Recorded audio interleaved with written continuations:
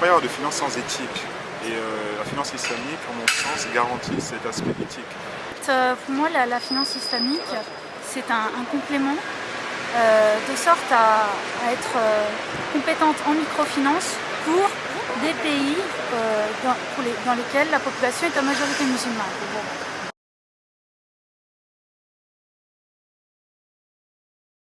Je sais que les opportunités sont minimes en France, j'aimerais pouvoir participer au développement en France, mais ceci dit, je ne suis pas fermé aussi à l'expatriation. La législation française n'est pas encore prête, mais il faut savoir qu'il ne faut pas grand-chose pour que cette législation puisse aussi accueillir les produits de la finance islamique. Il n'y a pas de contradiction entre le droit musulman et le droit français. Pour l'instant, la finance islamique est un marché qui est en devenir en France, et donc c'est d'abord pour l'étranger.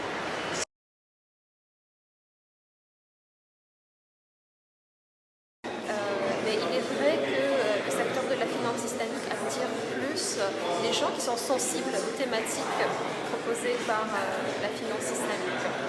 Oui, forcément, en fait, ça m'a permis déjà de connaître le sujet et puis de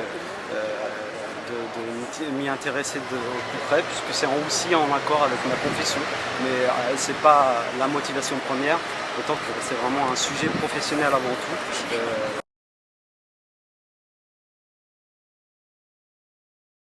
Il ne s'agit pas de remplacer la finance conventionnelle par la finance islamique, pas du tout.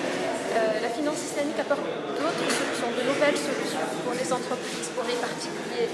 Donc c'est une complémentarité entre les deux secteurs de la finance qui est utile aujourd'hui pour faire face à un risque de liquidité, de manque de liquidité, pour apporter un souffle nouveau dans l'économie.